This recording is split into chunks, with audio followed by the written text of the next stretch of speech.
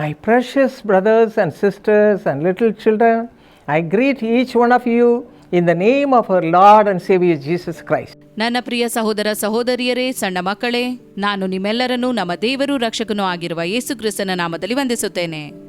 Today we are going to meditate Proverbs 10th chapter verse 6. ನಾವು ಈ ದಿನ ಜ್ಞಾನೋಕ್ತಿಗಳು 10:6ನೇ ವಚನವನ್ನು ಧ್ಯಾನ ಮಾಡಲಿದ್ದೇವೆ. Blessings are on the head of the righteous, but the mouth of the wicked conceals. ಇಲ್ಲಿ ಬರೆಯಲ್ಪಟ್ಟಿದೆ, ಶಿಷ್ಟನ ತಲೆ ಆಶೀರ್ವಾದದ ನೆಲೆ, ದುಷ್ಟನ ಬಾಯಿಗೆ ಬಲಾತ್ಕಾರವೇ ಮುಚ್ಚಳ. All who live a righteous life will receive God's abundant blessings. ನೀತಿವಂತರಾಗಿ ಬದುಕುವವರು ದೇವರ ಅಪಾರವಾದ ಆಶೀರ್ವಾದವನ್ನು ಹೊಂದುವರು. You may ask a question, how to become a righteous person? ನೀವು ನನ್ನಲ್ಲಿ ಕೇಳಬಹುದು, ನೀತಿವಂತರಾಗುವುದು ಹೇಗೆ ಎಂದು. Isaiah 53 verse 11 says, by his knowledge my righteous servant shall justify many, he shall bear their iniquities. Yeshaya 53:11ನೇ ವಚನ ಹೇಳುತ್ತದೆ, ಧರ್ಮಾತ್ಮನಾದ ನನ್ನ ಸೇವಕನು ತನ್ನ ಜ್ಞಾನದ ಮೂಲಕ ಬಹು ಜನರನ್ನು ಧರ್ಮ ಮಾರ್ಗಕ್ಕೆ ತರುವನು, ಅವರ ಅಪರಾಧಗಳನ್ನು ಹೊತ್ತುಕೊಂಡು ಹೋಗುವನು. Jesus on the cross took away all our iniquities.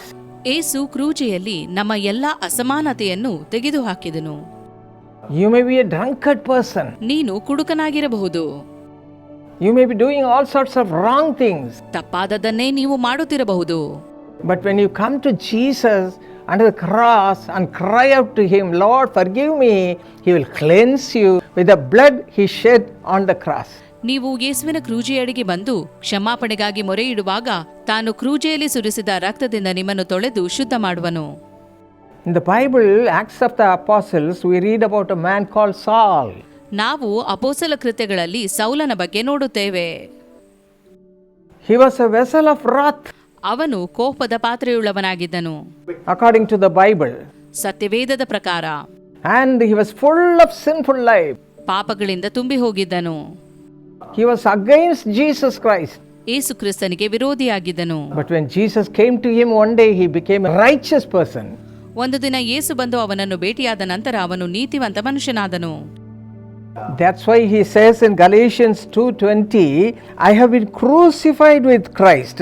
It is no longer I who live, but Christ lives in me, and the life which I now live in the flesh, I live by faith in the Son of God who loved me and gave himself for me.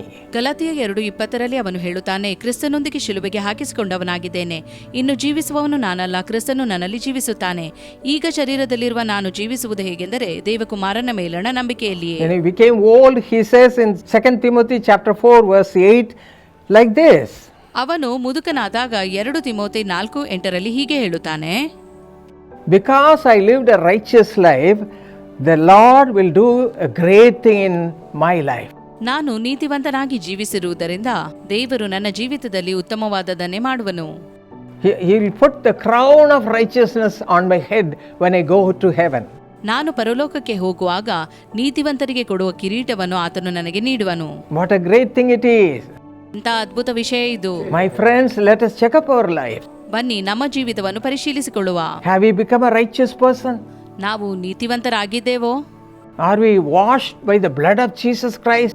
ನಾವು ಯೇಸುವಿನ ರಕ್ತದಿಂದ ತೊಳೆಯಲ್ಪಟ್ಟಿದ್ದೇವೋ? Do you live a righteous life before the Lord and before men? ಜನರ ಮುಂದೆಯೂ ದೇವರ ಮುಂದೆಯೂ ನೀತಿವಂತನಾಗಿ ಬದುಕುತ್ತಿದ್ದೀಯಾ? Check up your life. If not, come under the shelter of Jesus Christ, who is showering his love upon us through the blood.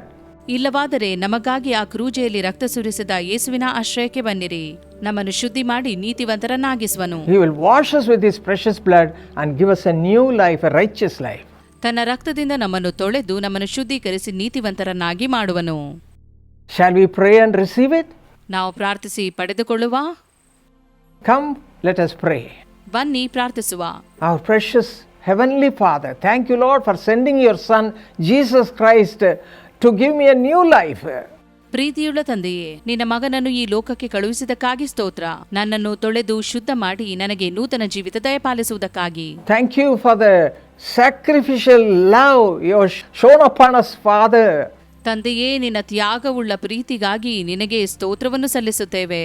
Lord Jesus, we give you all the glory. ಯೇಸುವೇ, ನಿನಗೆ ಮಹಿಮೆಯನ್ನು ಸಲ್ಲಿಸುತ್ತೇವೆ. Cleanse every one of us with your precious blood which you shed on the cross. ನೀನು ಕ್ರೂಜೆಯಲ್ಲಿ ಸುರಿಸಿದ ರಕ್ತದಿಂದ ನಮ್ಮನ್ನು ತೊಳೆದು ಶುದ್ಧಿ ಮಾಡು. Make our lives a new one. ನಮ್ಮ ಜೀವಿತವನ್ನು ನೂತನವಾಗಿಸು. Let us live for your glory. ನಿನ್ನ ಮಹಿಮೆಗಾಗಿ ಬಾಳುವಂತಾಗಲಿ. In Jesus' name we pray. ಯೇಸುವಿನ ನಾಮದಲ್ಲಿ ಬೇಡಿದ್ದೇವೆ. Amen. ಆಮೆನ್.